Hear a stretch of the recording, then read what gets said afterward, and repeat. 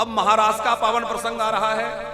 श्री सुखदेव जी कहते हैं, राजन, शरद पूर्णिमा की रात्रि आई, और शरद पूर्णिमा जब आई तो शरद पूर्णिमा की संध्या की बेला में श्याम सुंदर ने अपना श्रृंगार अपने हाथों से किया। नित्य प्रति श्रृंगार मैया यशोदा करती हैं, पर आज कन्हैया ने अपना श्रृंगार स्वयं किया। बड़ा सुंदर पीतांबर धारण करके, मोर पंख का मुकुट, गले में वैजयंती माला, अपनी मुरली को लेकर कन्हैया बंसी भट पर पहुंच गए। और सुखदेव जी वर्णन करते हैं, भगवान पिता रात्रि सरदोत फुल्ल मल्लिका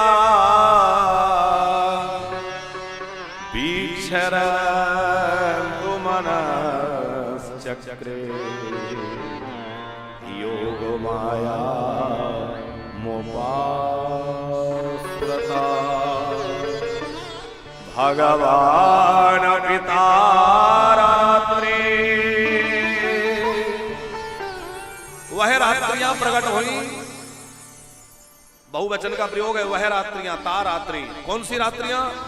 जिन रात्रियों का संकेत श्री कृष्ण ने चीरहरण के प्रसंग में गोपियों को किया था। अथवा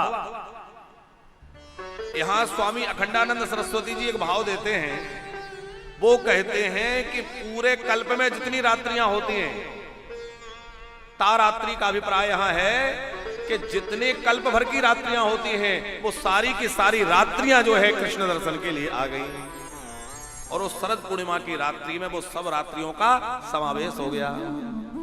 कृष्ण के सौंदर्य माधुरी को निहारने के लिए, कृष्ण की लीला का आनंद रस लेने के लिए सारी रात्रियां उपस्थित हो गईं।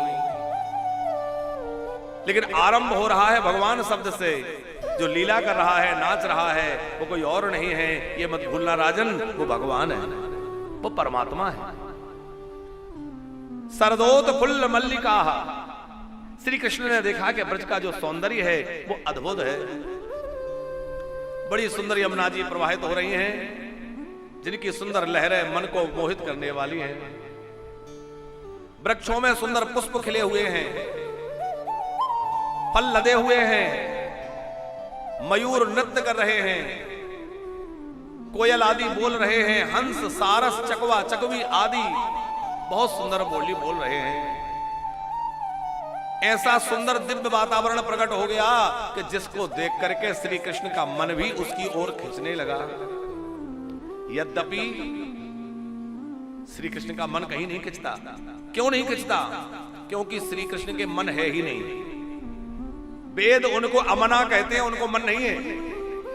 हम लोगों को, संसारियों को, हमको मन है, भगवान को मन नहीं है। लेकिन अब लीला ऐसी करनी है तो श्री कृष्ण ने अपने अंदर मन को प्रकट किया। वीक्षरन्तु मनश्चक्रे, अब जो है अपने मन में संकल्प किया कि मुझे उन ब्रजवामाओं को वह सुख आह्लाद प्रदान करना है जो अनंत जन्मों से मेरे मिलन के लिए व्याकुल है। वो चाहे वेद की ऋचाएं हो, चाहे ऋषि मुनि हो, चाहे पूर्व जन्मों में मेरे प्रति आसक्ति रखने वाले माधुरी रस के भक्त हो, उन सबको मुझे आनंद प्रदान करना है।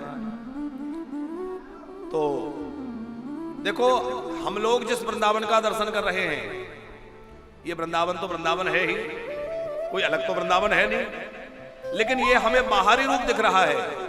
इस वृंदावन का जो अंदर का रूप है वो बड़ा अलग है। वो इन चर्म चक्षुओं से दिखाई नहीं देता। उसको देखने के लिए सदगुरु की कृपा चाहिए। जब सदगुरु कृपा करते हैं तो दिव्य वृंदावन का दर्शन होता है। वो अलौकिक है, अद्भुत है। वहां का सौंदर्य, वहां का माधुर्य बड़ा विलक्षण है। लेकिन महाराज के लिए जो वृंदावन प्रकट हुआ वह तो और भी ज्यादा अनुपम है। सरदोत फुल्ल मल्लिका वीक्षरन्तु मनश्चक्रे योग माया मुपास्त्रता योग माया मुपास्त्रता। जब उस वन के सौंदर्य को देखा तो रसेश्वर रासेश्वर श्री कृष्ण के अंदर भी रस प्रकट हो गया। सबको अपनी ओर आकर्षित करने वाले श्री कृष्ण का मन भी उस ब्रज सौंदर्य की ओर खिंच रहा है। और उन्होंने अपनी आह्लादनी शक्ति योग माया का आश्रय लिया। वो योग माया कौन है? वो हमारी श्री किशोरी जी हैं, क्योंकि बिना उनके तो राज संभव नहीं है। किसी धनी को अपना धन लुटाना है तो तिजोरी की चाबी जिसके हाथ में है वो तो बुलाना पड़ेगा ना।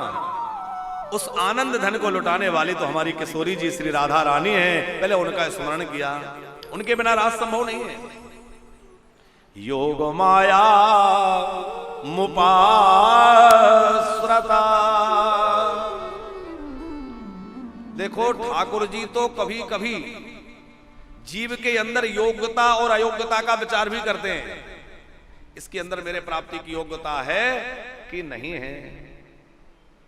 ठाकुर जी कभी कभी जीव के अवगुणों को भी देख लेते हैं, लेकिन हमारी किशोरी जी ऐसी हैं, इतनी करुणामयी हैं कि वो कभी जीव के अपराध और अवगुणों की ओर देखती ही नहीं है। बस उनके स्वभाव में तो करुणा और कृपा है, बस वो कृपा करुणा बरसाती रहती है।